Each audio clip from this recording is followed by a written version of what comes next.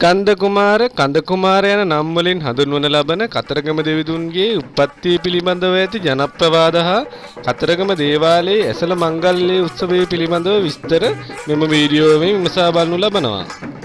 ශ්‍රී ලංකාවේ සිටින බොහෝ ජනයා ආගම් ජාති භේදයකින් තොරව වැදුම් පිදුම් කරන රුහුණුපුරේ ආරක්ෂකයා මෙන්ම බුදුදහමේ ආරක්ෂකයා වන කතරගම දෙවිඳුන්ගේ ප්‍රධාන දේවාලයේ පිහිටා තියෙන්නේ කොළඹ සිට සැතපුම් 179ක් හෙවත් කිලෝමීටර් 290ක් දුරින් පිහිටි කතරගම නගරයේ මැණික්ගඟ අසබඩය. තම ලෞකික අරමුණු මුදුන් පමුණවා ගැනීම සඳහා බාරහාර වීමට හා දේව ආශිර්වාදය ලබා ගැනීමට ලංකාවේ සෑම දෙසින්ම හා සෑම දිනයන්හි කතරගම දේවාල පුදුබිම වෙතට බැතිමුතුන් පැමිණෙනවා. දමිළ වැසියන් කන්දසාමි, මුරුගන්, කදිරදේව යන නම් වලින් හඳුන්වනු ලබන්නේ කතරගම දෙවිඳුන්ටය.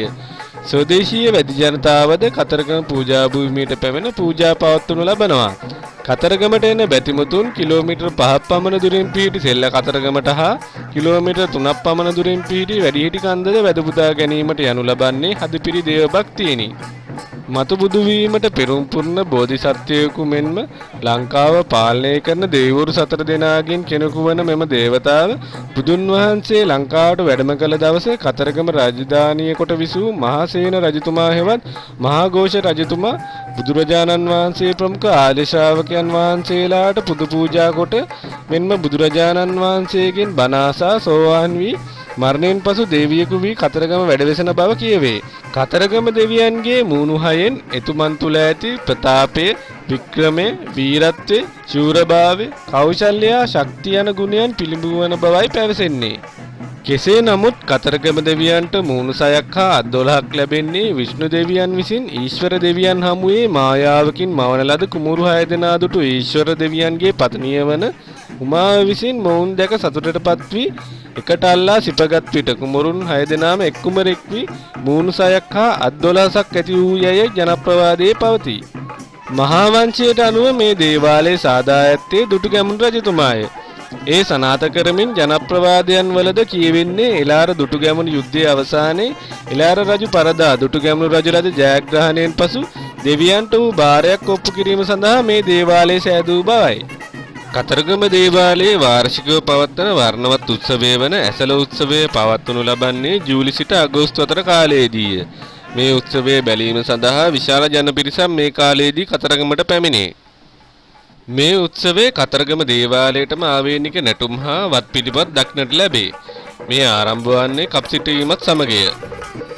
කප් සිටුවීමෙන් දින 44කට පසු අමාවක පුර පැලෑවේ දිනේ එළඹෙන සුබ නැකතින් ආරම්භ කරන අතර මුල් දින පහේදී ගමන් කරන්නේ මහා දේවාලයේ වටා සැතපුම් භාගයක් දුරින් යුත් වීදියේ හෙවත් පිට වීදියේය. වීදි පෙරහැර ආරම්භ වී දින 12ක් ගිය විට දෙවොල් පෙරහැර ආරම්භ වේ. ඇසලපුර පසළොස්වක ගෙවි අවපැලෑවිය ලබන දිනේ දුවන පෙරහැර ආරම්භ වේ. මේ වේගවත් පෙරහැර ලෙසද හැදින්වේ. දුවන පෙරහැර නිමවීමෙන් පසු මහ පෙරහැර ආරම්භ වේ. කතරගම පෙරහැර දෙවියන් උදෙසා කරන පෙරහැරක් වුවත් මේ බාර බස්නායක නිලමේ ඇතුළු අනෙක් නිලතල බෞද්ධයන් පත්ව සිටීමෙන් සෑම කාර්යයකදීම බෞද්ධ වත්පිළිවෙත් ප්‍රමුඛ ස්ථානයක් දෙනු ලැබේ. එම නිසා පළමුව කිරිවෙහෙර වාසී භික්ෂුන් වහන්සේලා ලවා දේවාලයේ පිරිත් දේශනයක් පවත්වා පිරිත් පැන් ලබා ආශිර්වාද ලබා ගනී. ඉන්පසුව මහා පෙරහැර දින 7ක් වීදි සංචාරය කරනු ලබයි. මහා පෙරහැර දින 7ක් වීදි සංචාරය කිරීමෙන් අවසානයේ බස්නායක නිල නිලමේගේ නිල නිවාසයේ දෙවියන්ට පින් අනුමෝදන් කිරීමෙන් පසු අවසාන භාගයේ ගිනි පෑගීම හා දිය කැපීමේ පුරාණ චාරිත්‍රයෙන් පෙරහැර උත්සවය අවසන් වේ. මෙවන් ශ්‍රී ලංකාවේ ඓතිහාසික සංස්කෘතිමය පාරිසරික තොරතුරු හා දැනුම ලබා ගැනීම සඳහා අප channel subscribe කර අප හා එක්වන මෙන් ඔබට ආරාධනා කරනවා. මේ වීඩියෝ නැරඹූ ඔබ සැමට ස්තුතියි.